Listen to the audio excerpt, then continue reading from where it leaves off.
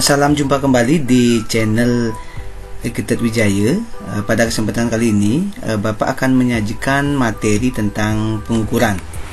Nah, materi ini adalah merupakan lanjutan dari materi sebelumnya, yaitu tentang besaran dan satuan.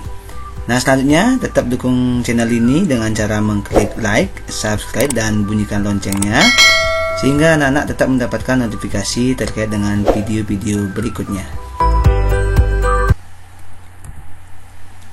Baik, kita mulai saja. Yang pertama kita mulai dari pengukuran. Seperti yang kita ketahui, konsep mengukur itu adalah membandingkan suatu besaran yang diukur dengan alat ukur yang digunakan sebagai satuan. Nah, hasil pengukuran akan akurat jika kita mengukur dengan alat ukur yang tepat, karena setiap alat ukur memiliki skala tertentu. Nah, semakin kecil skala yang digunakan, semakin teliti hasil yang diperoleh. Selanjutnya, kita lihat alat ukur. Apa itu alat ukur? Nah, alat ukur itu adalah alat atau sesuatu yang digunakan untuk mengukur suatu besaran. Nah, alat ukur ini itu memiliki berbagai macam bentuk, dan juga alat ukur ini memiliki tingkat telitian tertentu. Hal ini bergantung pada skala terkecil alat ukur tersebut, di mana semakin kecil skala yang tertera pada alat ukur, maka semakin tinggi ketelitian alat ukur yang digunakan tersebut. Baik, kita lanjut lagi. Nah, sekarang kita akan mengenal alat ukur dari besaran pokok. Nah, ini ada dua gambar alat ukur besaran pokok. Nanti kita akan kenal lebih jauh. Yang pertama kita mulai dari besaran panjang. Nah, besaran panjang itu memiliki beberapa alat ukur. Yang pertama ada penggaris, jangka sorong, mikrometer sekrup, dan roll meter. Nah, mungkin yang paling sering kita pakai adalah penggaris. Nah, nanti kita akan bahas secara lebih spesifik masing-masing dari alat ukur besaran ini. Berikutnya kita lihat dengan besaran massa. Nah, besaran massa memiliki beberapa nama alat ukur. Yang pertama kita sebut neraca Uhaus. Ini biasanya ada di lab. Neraca sama lengan juga ada di lab. Neraca digital ada di lab. Neraca pasar, nah namanya neraca pasar, itu adalah neraca yang memang digunakan di pasar. Kemudian ada neraca pegas dan neraca analitik. Berikutnya lagi waktu. Nah, waktu ada beberapa alat ukur yang dari sejak zaman dahulu digunakan sampai sekarang. Misalnya jam matahari. Nah, itu digunakan pertama kali ketika orang ingin mengetahui tentang jam. Kemudian ada jam pasir. Kemudian ada jam dinding yang sampai sekarang kita gunakan. Jam tangan, itu yang sampai sekarang juga kita gunakan. Kemudian ada stopwatch. Nah, ini biasanya dipakai untuk kegiatan-kegiatan olahraga, kegiatan yang bersifat mengukur waktu, yang memerlukan waktu yang cepat. Kemudian jam atom, dan yang terakhir yang kita gunakan untuk menentukan tanggal itu kalender. Itu yang merupakan waktu yang paling lama ya diukur. Misalnya kalau kalender itu ada sampai tahun. Baik, kita lanjut lagi ke alat ukur yang berikutnya, yaitu suhu. Alat ukur suhu itu ada beberapa jenis, yang nanti alat ukur ini secara umum kita sebut termometer. Nah, termometer nanti akan dibahas khusus pada materi kelas 11. Sekarang kita kenali dulu ada beberapa jenis alat ukurnya, yaitu ada termometer air raksa, termometer alkohol, kemudian ada termometer digital klinis yang sering dipakai untuk mengukur suhu badan. Kemudian ada inframerah, ya, termometer inframerah, atau nanti kita kenal dengan istilah thermal scanner atau thermal gun. Nah, ini biasanya dipakai saat ini ya, paling tren dipakai untuk mendeteksi suhu tubuh sebagai salah satu langkah dalam pencegahan penyebaran COVID-19. Nah, ini contoh thermal scanner, atau di sini lebih tepat disebut dengan thermal gun ya. Jadi thermal gun itu thermal tembak. Baik, kita lanjut dengan besaran berikutnya, itu kuat arus. Kuat arus memiliki alat ukur. Yang pertama yang merupakan alat ukur dasar adalah ampere meter. Kemudian juga bisa kita pakai alat ukur yang banyak fungsinya ya, yaitu multimeter. Di mana dalam multimeter itu ada alat ukur tegangan, ada alat ukur hambatan, dan salah satunya adalah alat ukur arus listrik. Berikutnya ada galvanometer. Nah, ini digunakan untuk mendeteksi adanya arus listrik. Lanjut lagi ke intensitas cahaya. Alat ukur intensitas cahaya ini ada dua jenis, yaitu ada yang disebut dengan candlemeter dan ada yang disebut dengan luxmeter. Nah, ini biasanya dipakai untuk mengukur intensitas cahaya. Selanjutnya lagi adalah jumlah zat. Nah, jumlah zat ini tidak bisa diukur secara langsung, tetapi melainkan dengan cara membandingkan antara massa zat dengan massa molar dari zat tersebut, maka diperoleh dengan massa atom relatif. Oke, nah itu alat ukur besaran pokok yang sudah kita kenali. Sekarang kita akan kenali lebih spesifik lagi, itu yang pertama mulai dari alat ukur besaran panjang. Alat ukur besaran panjang seperti yang tadi kita sebutkan, itu ada mistar, mana itu mistar adalah alat ukur dengan telitian sampai 0,1 cm atau 1 mm.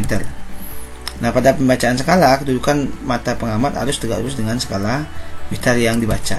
Nah, kadang-kadang kita a priori ya dengan keadaan posisi letak kita melihat, tetapi yang jelas yang paling tepat adalah dalam menentukan panjangnya suatu benda itu. Nah, jadi cara mengukurnya adalah harus dengan posisi tegak lurus. Nah, seperti ini.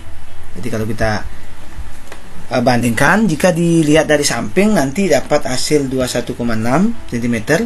Jika dilihat dari samping kanan ya, itu menjadi 21,8, tapi kalau kita lihat dengan tegak lurus itu hasilnya adalah 21,7, dan itulah yang merupakan hasil pengukuran yang paling benar. Kita lagi, nah seperti ini misalnya. Nah, di sini sudah diberikan informasi lebih lagi, yaitu mengenai ada skala utama dan skala tafsiran. Nah, skala utama adalah skala yang benar-benar terlihat di dalam sebuah alat ukur, sedangkan skala tafsiran itu adalah, atau angka tafsiran itu adalah angka yang ditafsir nilainya. Seperti ini misalnya, ini ada posisi dari benda ini di tengah-tengah antara skala sebelumnya ya. Kalau di sini seperti 3,9 cm dengan 4 cm. Nah, di sini harus kita lakukan proses penafsiran. Nah, di mana penafsirannya hanya boleh setengah dari 2 skala. Nah, setengah dari 2 skala itu adalah 0,5. Tapi karena kita menggunakan konsep dalam senti, maka dapatnya 0,05 cm. Nah, kalau dijumlahkan tadi 3,95 cm. Nah, itu contohnya. Berikutnya lagi, nah seperti ini jelas. Jadi kalau yang seperti ini kemungkinan kita lebih mudah menentukan karena kebetulan tepat sudah ada di angka 10. Nah, ini. Baik, kita akan lanjutkan dengan jangka sorong. Jadi jangka sorong itu adalah merupakan alat yang digunakan untuk mengukur suatu benda dengan panjang kurang dari 1 mm. Berikutnya, skala terkecil dari jangka sorong itu dapat mencapai 0,01 cm atau 0,1 mm. Dan jangka sorong ini digunakan untuk mengukur berbagai jenis benda, khususnya panjang benda. Misalnya ada diameter bola, tebal luang logam, diameter bagian dalam tabung, termasuk kedalaman. Nah, berikutnya adalah jangka sorong memiliki 2 skala pembacaan, yaitu skala utama atau skala tetap. Jadi ada di sini. Jadi terdapat pada rahang tetap. Nah, bentuk dari skala utama ini adalah sama seperti pada penggaris atau mistar. Nah, biasanya jumlah skalanya adalah dari 0 sampai dengan 15 skala atau 0 sampai 15 cm. Kemudian yang kedua ada skala nunius atau skala tambahan, yaitu skala yang terdapat pada rahang geser yang bisa digeser-geser. Jadi yang dapat pada rahang sorong di sini ya, jadi rahang sorong atau rahang geser, di mana jumlah skala dari skala nuniusnya itu bervariasi. Jadi ada yang skalanya 0 sampai 10, ada yang skalanya 0 sampai 20, dan ada yang skalanya 0 sampai 50. Nah, yang membedakan ketiga skala itu adalah jika skalanya 0 sampai 10, maka ketelitian alat dari jangka sorong itu adalah dengan cara 1 mm dibagi dengan 10. Jadi 1 mm di skala utama dibagi dengan 10 skala di skala nunius, maka akan jadilah 0,1 mm atau 0,01 cm. Nah, jadi ini adalah cara kita menentukan ketelitian alat dari jangka sorong. Jadi untuk menentukan ketelitian alat dari jangka sorong itu ditentukan oleh jumlah skala nunius. Nah, jika skala nuniusnya 0 sampai 20, maka ketelitian alatnya adalah 1 mm di skala utama dibagi 20 skala di skala nunius, sehingga dapatlah 0,05 mm di skala 0,05 mm atau 0,005 cm. Berikutnya, untuk skala yang 0 sampai 50, maka ketelitian alatnya adalah 1 mm di skala utama dibagi 50 skala di skala nunius sama dengan 0,02 mm atau 0,002 cm. Nah, itulah yang membedakan antara kelitian alat antara satu jangka sorong dengan jangka sorong yang lain. Nah, tetapi secara umum yang sering dipakai adalah yang jumlah skalanya 0 sampai 10. Nah, perbedaan antara mistar dengan jangka sorong ini yang membedakan. Nah, karena dengan adanya skala nunius inilah, maka jangka sorong memiliki kemampuan mengukur lebih teliti. Nah, karena dengan adanya skala tambahan inilah yang membuat skala hasil pengukuran dari jangka sorong ini mendapatkan angka yang lebih banyak. Nah, contohnya seperti ini. Jadi hasil pengukuran itu nanti kita akan bedakan menjadi dua skala, skala utama dan skala nunius atau skala Vernier boleh. Nah, skala nunius inilah yang akan membantu sehingga jangka sorong bisa mendapatkan hasil yang lebih teliti dengan menghasilkan angka yang lebih banyak. Nanti kita akan contohkan lebih banyak tentang cara prosesnya ini. Kita lanjut dulu. Kita lanjut dengan pengukuran besaran panjang menggunakan mikrometer skop. Kita perhatikan bentuk mikrometer skop seperti ini. Nah, kita lihat bahwa mikroskop itu merupakan alat ukur panjang dengan tingkat telitian terkecil, yaitu 0,01 mm atau 0,001 cm. Jadi jangka sorong mikrometer skop ini lebih kecil lagi ketelitiannya. Nah, sehingga kalau bisa dibilang lebih akurat lagi, lebih teliti lagi dalam mengukur karena mendapatkan atau memiliki ketelitian yang lebih kecil. Berikutnya, mikrometer skop digunakan untuk mengukur diameter benda, bundar, dan plat yang sangat tipis seperti tebal kertas, diameter rambut, dan lain sebagainya. Kemudian mikrometer skop juga memiliki dua skala pembacaan, yaitu ada skala utama atau skala tetap, itu berada di silinder tetap. Kemudian ada yang disebut dengan skala nunius atau skala tambahan, yaitu skala yang dapat pada silinder putar. Nah, bagian ini. Nah, di mana jumlah skala utamanya itu sangat sedikit atau sangat terbatas, yaitu hanya 0 sampai 25 mili atau 2,5 cm. Nah, dalam hal ini di mikrometer yang digunakan acuan adalah mili. Jadi untuk satuannya adalah mili. Nah, gimana cara menentukan telitian alat dari mikrometer skop? Caranya adalah sama seperti pada jangka sorong tadi, yaitu mengacu pada jumlah skala nunius. Secara umum, skala nunius pada mikrometer skop itu sama, yaitu 50 skala. Maka kelitian alatnya itu adalah tinggal ketika sekali putaran di skala nunius itu akan menggeser skala utamanya sebesar 0,5 mm. Nah, maka cara menentukan kelitian alatnya adalah 0,5 mm di skala utama dibagi 50 skala nunius, maka akan dapatlah 0,01 mm. Dan inilah ketelitian alat dari mikrometer skop. Kita coba. Ini salah satu contoh. Jadi skala utamanya itu adalah skala yang masih terlihat di dalam silinder tetap. Yaitu kalau kita lihat di sini ada 5, 6, 7, 8. Nah, ini angka 8 ini disebut dengan skala utama. Kemudian skala nunius adalah skala yang tepat lurus di skala utama. Sekali lagi, skala nunius ada di silinder putar, skala utama ada di silinder tetap. Nah, skala nuniusnya karena ini adalah 16, maka untuk mendapatkan berapa besar skala nuniusnya adalah tinggal 16 skala nunius dikali dengan 0,01 mm sehingga dapatlah 0,16 mm, dan ketika kita jumlahkan akan dapat 8,16 mm. Nah, berikutnya kita akan latih lebih banyak lagi bagaimana formula untuk mendapatkan hasil pengukuran dari mikrometer skop ini. Kita lanjut dulu. Nah, berikutnya lagi adalah roll meter.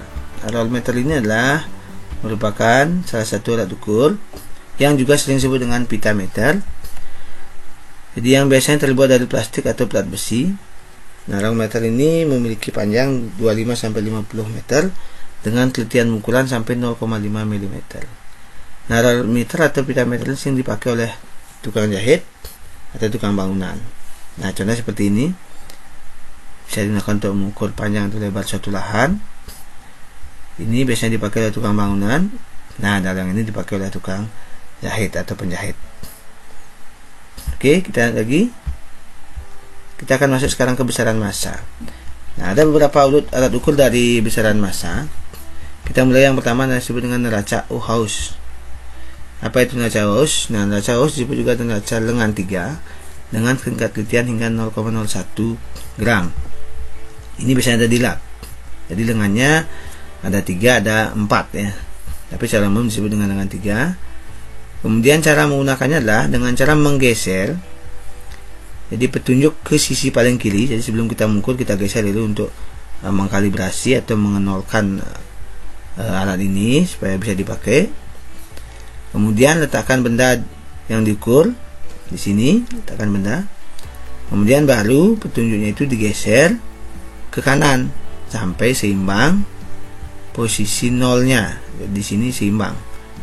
Jadi jika masih ke atas di sini berarti maka petunjuk ini harus digeser lagi supaya turun atau nanti akan mendapatkan hasil yang seimbang. Oke, berikutnya lagi kita mengenal neraca pasar. Nah, ini jelas ya, disebut dengan neraca pasar berarti neraca yang sering ada di pasar. Jadi mungkin tidak asing lagi buat anak-anak, ini adalah salah satu alat ukur besaran massa yang nanti cara menggunakannya adalah meletakkan benda yang akan ditimbang di bagian bentuk seperti baskom, lalu di bagian sebelahnya letakkanlah bandul neraca. Nah, jadi berapa hasil pengukurannya tinggal melihat keseimbangannya. Jadi kalau sudah seimbang antara bandul neraca dengan massa atau benda yang akan diukur, maka saat itulah dikatakan mendapatkan hasil pengukuran. Berikutnya kita lihat jadi neraca sama lengan. Nah, ini biasanya khususnya pasti ada di lab ini. Nah, neraca sama lengan ini memiliki tingkat telitian yang lebih tinggi lagi, yaitu 0,001 gram. Nah, neraca sama lengan ini disebut juga dengan neraca lengan 2 ya, sesuai dengan gambarnya. Jadi dia memiliki 2 lengan. Cara memakainya jadi hampir sama dengan pemakaian neraca pasar. Bedanya bandul neraca yang dapat pada neraca pasar dapat digantikan dengan barang lain. Kalau ini sudah pasti harus menggunakan bandul ini. Kemudian berikutnya ada neraca digital. Nah, ini mungkin yang sekarang yang sudah banyak ya dipakai. Nah, neraca digital ini yaitu neraca yang bekerja dengan sistem elektronik. Tingkat telitiannya hampir sama dengan neraca sama lengan, yaitu 0,001 gram. Nah, cara makanya pastikan posisi awal alat ukur ini menunjukkan angka 0, kemudian letakkan bendanya, lalu perhatikan atau tinggal melihat berapa angka yang ditunjukkan oleh layar ini. Nah, inilah yang nanti akan mendapatkan hasil pengukuran. Jadi tidak perlu kita menggeser apa-apa, tinggal menaruh bendanya, maka angka akan muncul di dalam layar atau posisi dari angka yang ada pada neraca digital ini. Baik, lanjut lagi dengan masih di dalam besaran massa, neraca pegas. Nah, jadi contohnya seperti ini. Nah, ini biasanya sering ada di lab ya, banyak ada. Nah, neraca pegas ini adalah disebut juga dengan dinamometer. Nah, jadi kalau kita bicara neraca pegas berarti kita itu adalah bagian dari dinamometer. Ada alat ukur massa dan sekaligus alat ukur berat benda. Jadi karena satuannya ada 2, sisi kirinya Newton, sisi kanannya kilogram atau sebaliknya.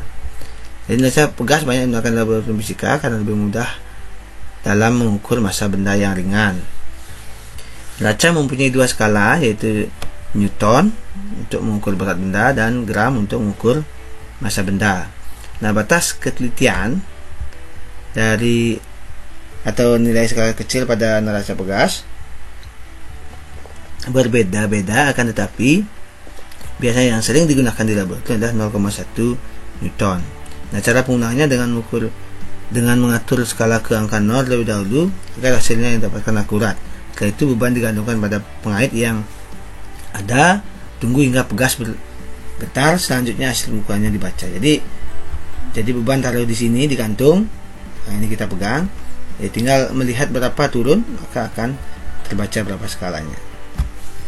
Baik, kemudian disebut dengan neraca analitik. Nah, ini biasanya ada di lab kimia ya.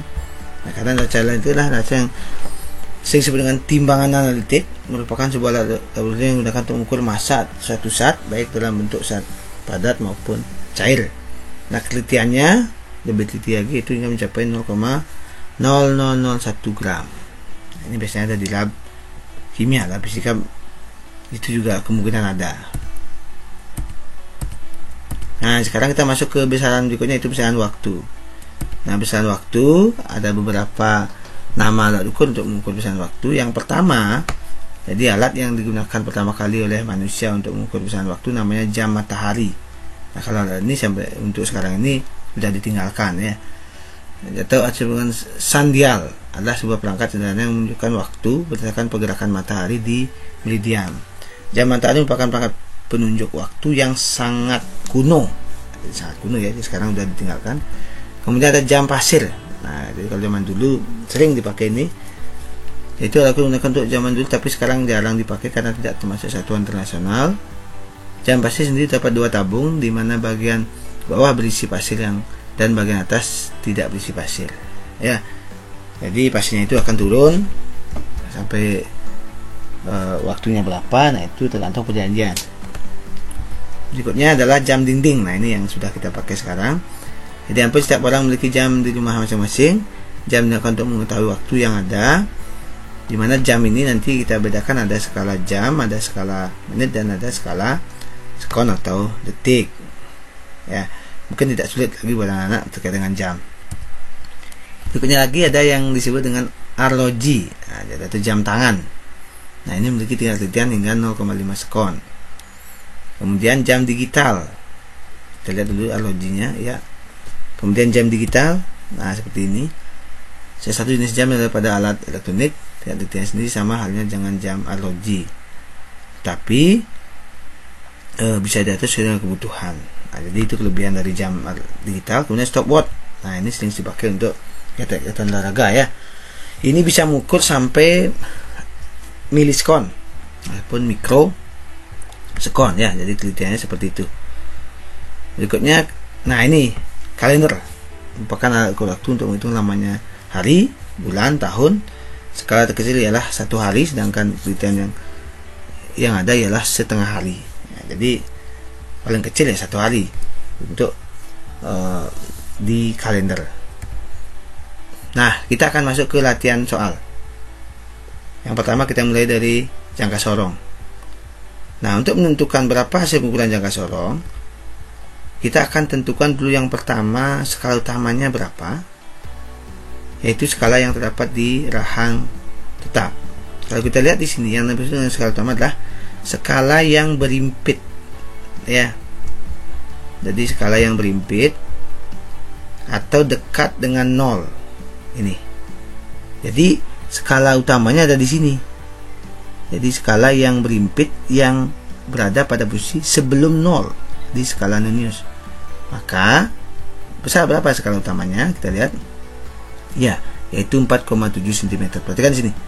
4,7. Inilah disebut dengan skala utama. Kenapa 4,7? Karena skala 4,7 ini yang berimpit dengan 0 dan sebelum 0, atau sebelah kiri dari 0.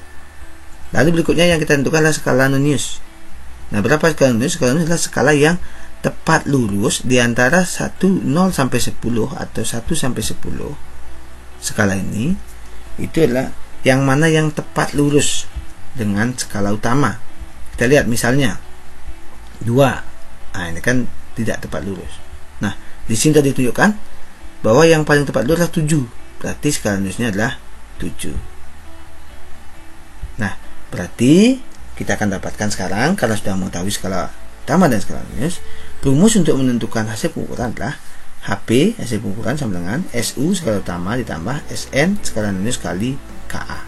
Jadi SN dari A dulu baru ditambahkan. Oke, kita sekarang berapa skala utamanya? Tadi sudah kita bahas, yaitu 4,7 cm. Berapa skala Noniusnya? 7. Berarti kalau ketelitian alatnya sudah kita bahas tadi, yaitu 0,1 cm, maka hasil pengukurannya tinggal masukkan ke dalam rumus, yaitu HP sama dengan SU tambah dalam kurung SN kali KA. Masukkan SU nya 4,7, masukkan SN nya 7, masukkan KA nya 0,1. Kita olah secara matematika. 4,7 tambah 0,7, hasilnya adalah 4,77 cm. Nah, itulah contoh cara menentukan hasil pengukuran dari jangka sorong. Sekarang kita aplikasikan ke dalam soal. Oke, nah soalnya seperti ini. Pembacaan hasil pengukuran menggunakan jangka sorong yang ditunjukkan pada gambar di samping adalah, nah ini maksudnya. Nah, langkah kita pertama sama seperti tadi. Cara misalnya, kita tentukan skala utamanya. Kalau kita perhatikan, skala utama dari jangka sorong ini adalah, kalau kita lingkari, ya ini, yaitu 7,4. Sekarang selanjutnya kita lingkari di antara 0 sampai 10, yang mana paling lurus? Ternyata posisi ini. Kalau kita hitung 0, 1, 2, 3, 4, berarti selanjutnya adalah 4. Sedangkan titik alatnya tetap 0,1 cm, karena ini jumlah selanjutnya 10. Maka hasil pengukurannya dapat ditentukan dengan sama sudah di rumusnya, SU tambah SN dalam kurung SN kali KA. SU nya 7,4 cm ya, tambah skala nulisnya adalah 4, yang lurus ini, yang di bawah, perhatikan, dikali dengan 0,01 cm sesuai dengan KA jangka sorong. Maka kalau kita olah secara matematika, 7,4 cm tambah 4 kali 0,01 adalah 0,04 cm, sehingga HP-nya adalah 7,44 cm. Nah, jadi hasil pengukuran jangka sorong tersebut adalah 7,4 cm, atau jawabannya adalah C. Nah, itu contoh yang kedua. Sekarang kita masuk ke contoh berikutnya, yaitu mikrometer skrup. Nah, untuk menentukan hasil pengukuran dari mikrometer skrup, yang pertama adalah kita sudah pastikan skala terkecil atau ketentuan adalah 0,01 mm. Kemudian kita perhatikan skala utama. Berapa skala utama dari mikrometer ini jika posisinya seperti ini? Yaitu skala yang masih terlihat di silinder tetap, yaitu 5 yang masih terlihat, tapi di sini ada garis bawah di bawahnya yang menunjukkan 0,5. Jadi kita akan dapatkan skala utamanya adalah 5,5. Tapi kalau ini tidak kelihatan, berarti hanya 5, karena ini kelihatan di bawahnya 5,5. Lanjut ke skala nunus. Skala nunus sekali lagi adalah skala yang tepat lurus atau mendatar pada selubung luar yang berhimpit dengan garis mendatar pada skala utama. Ini maksudnya. Nah, cara menentukannya dari bawah, bukan dari atas. Kalau dari atas nanti disebut dengan 32. Nah, itu salah. Yang benar adalah dari bawah, karena akan ke atas dari sampai 30. Berapa? 26, 27, 28. Jadi skala nunusnya adalah 28. Maka dengan cara yang sama seperti pada cara jangka sorong tadi, HP sama dengan SU tambah SN kali KA. HP-nya sama dengan SU-nya 5,5 mm ditambah 28 SN-nya dikali 0,01 mm, sehingga mendapatkan hasil dengan cara matematika 5,78, yaitu 5,5 ditambah 0,28 adalah 5,78 mm. Baik, kita lagi ke contoh soal terakhir. Nah, jadi gambar di bawah ini menunjukkan hasil pengukuran bacaan pengukuran diameter silinder dengan mikrometer skrup. Nah, laporan yang dituliskan adalah, nah, caranya adalah kita tentukan dulu, yang pertama adalah berapa skala utama dan skala nunus dari hasil bacaan yang ditentukan oleh alat yang terbaca ini. Yang pertama adalah kita tentukan dulu skala utamanya. Skala utamanya sekali lagi yaitu skala yang masih muncul atau yang masih terlihat di silinder tetap atau yang tidak tertindih oleh silinder geser atau silinder putar. Kita tentukan skala utamanya adalah, kalau kita lihat di sini, yaitu 2,5 karena masih ada garis yang muncul milimeter. Sedangkan skala nunusnya itu adalah skala yang tepat lurus dengan garis di skala utama. Nah, kalau kita tentukan 25, 26, 27. Nanti antaranya sama dengan tadi, yaitu 0,5 mm dibagi 50 dapat 0,01 mm. Maka berdasarkan rumus yang sama, kita akan dapat hasil, yaitu SU 2,5 mm tambah SN-nya 27, KA-nya 0,1, kita jumlahkan secara matematik, dapat 2,5 ditambah 0,27 sehingga dapat 2,77 mm. Jadi hasil pengukuran mikrometer tersebut adalah 2,77 mm. Jadi jawabannya adalah D. Nah, baik, demikianlah Bapak memberikan penjelasan terkait dengan materi pengukuran, khususnya alat ukur yang kita bahas baru 3 besaran, yaitu panjang, massa, dan waktu. Nah, untuk video-video berikutnya kita akan bahas lebih lanjut terkait dengan alat ukur yang lain ya, dan tentunya alat ukur yang lain seperti suhu, kuat arus, dan intensitas saya itu masuk ke dalam beberapa materi pelajaran fisika berikutnya. Baik, terima kasih. Silakan kembangkan lagi untuk memperdalam materi tentang pengukuran.